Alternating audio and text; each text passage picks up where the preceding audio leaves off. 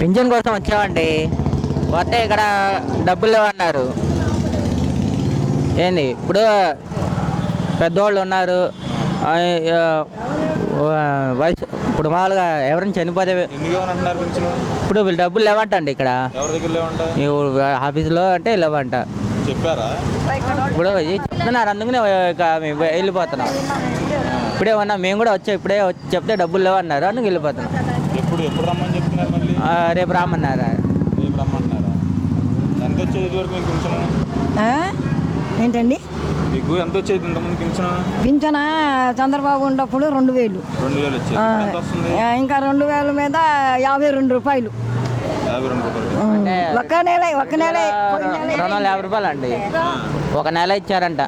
3000 ఇస్తున్నారు, ఇవ్వట్లేదా? లేదండి, అదే నవ్వుకునేది. సరిపోతున్నాయి 2250 రూపాయలు. ఏం చేస్తామండి, ఏం చేద్దాం? అడగరా ఎవరిని? మీరు ఎవరు అడుగుతారు? ఈ బోటోళ్ళే చెప్పాలి. మేము నుంచి వచ్చామండి. బాంబే గారి నుంచి ఇక్కడ వచ్చారా? బాంబే గారిని ఇవ్వట్లేదు పెన్షన్ అక్కడ? అంటే ఇంకా ఇక్కడ నుంచి మా ట్రాన్స్ఫర్ పెడితే వచ్చే నెలలో ఇస్తానని చెప్పారండి. అక్కడి నుంచి ఆఫీస్కి వెళ్తాయి, అక్కడ రాసేయండి ముసలమ్మ వెళ్ళకపోతుంది ఇక్కడికంటే రాశారు.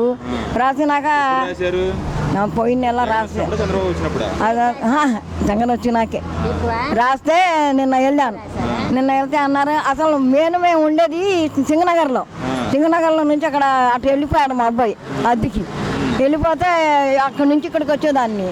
వస్తా ఉంటే ఏం చేశారంటే మా మనవరాలు వెళ్ళి అక్కడ కాగితం రాసుకుని వచ్చింది.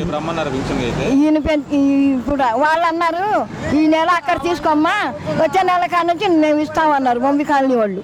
సరే ఒక నెల అని ఇక్కడికి వస్తే ఇక్కడ అంటారు రేపు అంటున్నారు.